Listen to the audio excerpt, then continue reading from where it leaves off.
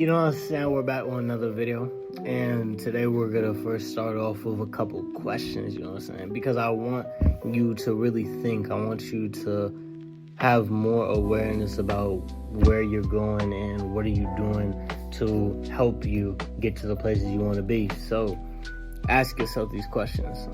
What do you want for your life? Like, what is the end goal for your life? What is the end goal for your endeavors? What is the thing that you want to accomplish, right? And then also another question is, what are the efforts that you are putting in to accomplish those things, to get you one step closer to achieving those things? I want you to have enough awareness and self-awareness as well to be able to verbalize it and to be able to visualize it. Because if you can't visualize and verbalize, that means you don't know enough about it. That means you don't have a plan about it. That means the lack of planning or evidence of it is actually keeping your dreams as just dreams and not as what you're destined to accomplish, right? Knowing if you're aiming for the bottom, middle, or top, it brings a sense of clarity because you have a connection with it. If I want to aim for the bottom, then that represents me as a person. And that clarity at least lets you know the levels that you're aiming for. Are you aiming for the middle, bottom, or top? And are you okay with what you're aiming for and the efforts that you're putting in to get to those spots, you feel me? And one thing that you'll realize when you plan everything out, or just like put everything out of the efforts you're putting in and what you want to accomplish, you'll soon realize if you add that up and put it to your life that you're truly not doing the things that you thought you were doing to put you in better positions. And some people are okay with that. Some people might not have thought about it that much. And some people aim for the bottom. That's why I try not to judge as much as possible. Because if you want to be at the bottom or aim for average or aim for whatever you want to aim for, that's perfectly fine. Like, it's not my room and I have no right to judge you. But at some point in time, a lot of people, or I'll say just myself, I was aiming for the top, but I soon realized I wasn't doing the things that were going to get me there.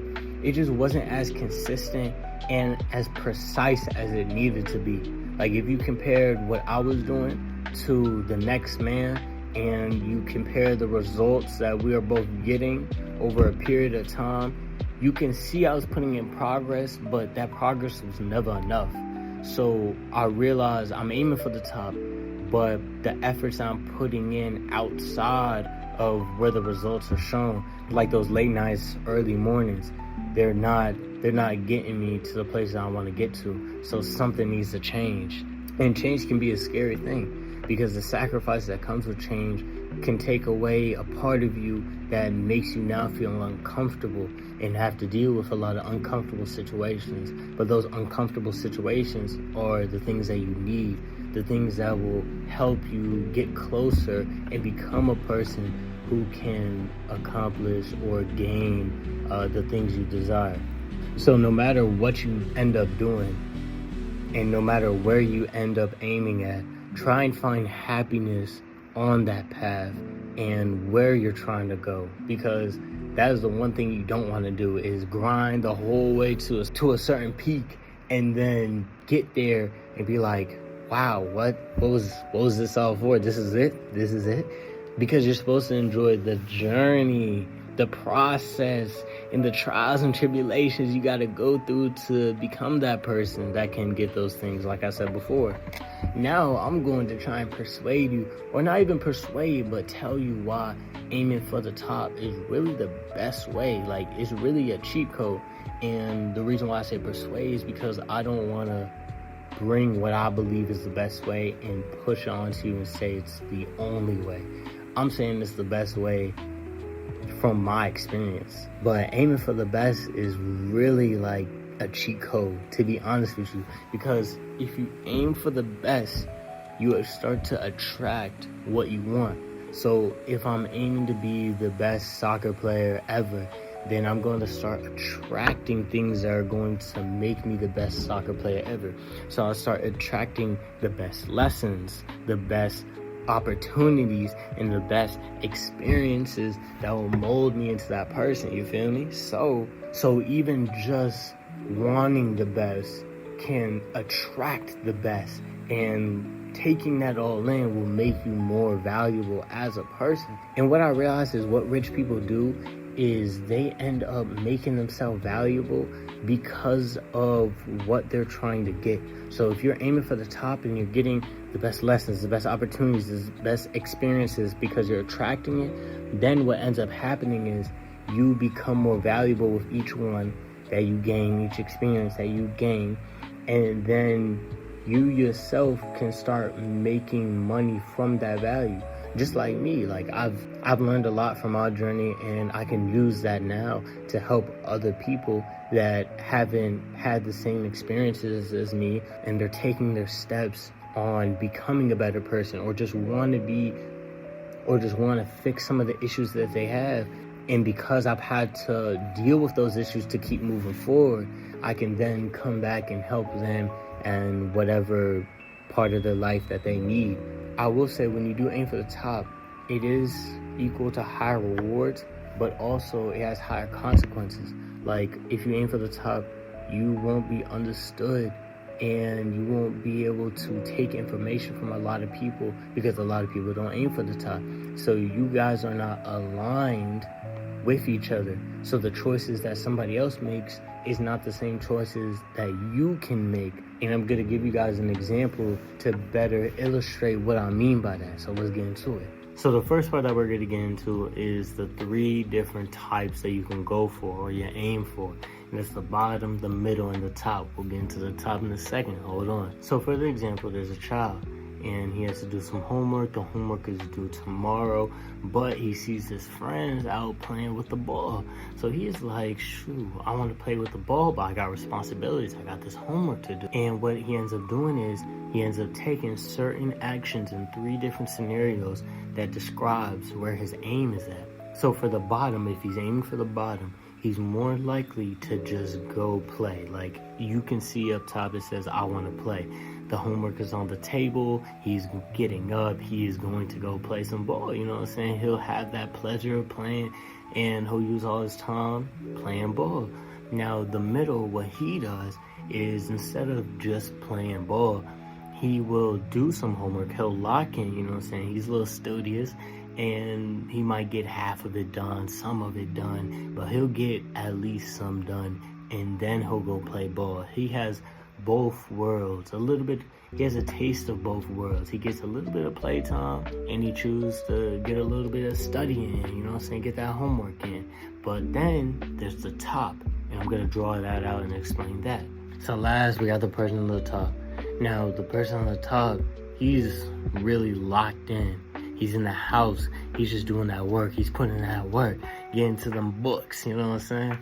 He sees outside the boys playing, but he knows he got his priorities, and he knows how to put his priorities straight. You know what I'm saying? He knows that if he has something that needs to be due, he's going to do it. He's not going to put pleasure or having fun over things that he knows needs to get done. Now, what ends up happening is these children that aim for the top, the middle, or the bottom will have similar aims in their whole entire life until a change occurs, until they realize that they want more for themselves, or maybe want to relax a little bit more. Because you can go from the top to middle, or from the middle to the top, or from the bottom to the top, or from the top to the bottom. You can change at any point in time. It's really up to you. But know that each one has consequences and each one has rewards. So let's get into it. So for the scenario, the child has 2 options. They can either go do homework, or they can go outside and play. If the person's at the bottom, or they're aiming for the bottom, the bare minimum, what they're going to do is they're just gonna go out and play. Like, we're not gonna do no homework, we're gonna go out and play. Now, if it's in the middle, he wants a little bit in between. He wants a little taste of both worlds. So he's gonna do some homework, and then he's gonna do playing. Or maybe he might play and then do some homework. But if you're aiming for the top, you know what I'm saying, he's just gonna get this homework done. You know what I'm saying? If playing comes after getting all the homework done, then he might get to play a little bit, but the homework takes priority, not playing. So as you can see, there are different levels of what you can say this person wants. You can describe this person just from their actions and how they move. Are you gonna be someone who takes playing over their responsibilities? Or you could be someone who wants a little bit of both, wants to play, wants to do homework? Or you could be someone who strives for the top. And what people don't realize is every choice adds up. If I go out and play most of the time, that is going to create habits, and those habits are going to create actions, and those consistent actions are going to add up to then give me the desired life that not necessarily I want, but the desired life from just the actions alone. If I want to become the best soccer player in the world, but my actions don't align with it, I'm playing over doing the things that can push me forward into becoming a soccer player, I could want it, but not be moving in a way to get it, right? So all these three scenarios for these three children, they could all want to be good students, get straight A's, but only one is truly working to gain that true desire. Now, I want to make a part 2 for this. I don't know how long this is going to be, but I want to make a part 2 because I have so much to say and get into about somebody who aims for the top, the bottom, or the middle, because it goes so deeper, because your actions have so much more weight to them than you would think they do. And unless you see that or have enough awareness and you're conscious of how you move, you will never know that each thing you do counts. But with that being said, I don't want to get too much into it because I want a second part. Let's get into that quote. You dig? Aiming for the bottom is fine. Aiming for average is fine. Aiming for the top is fine. However, each choice comes with consequences and rewards. And the rewards given to those that aim for the top outweigh the consequences you must endure on this journey of life. The journey to your best self. Remember, don't just be, stay optimistic. Have a great day. Peace.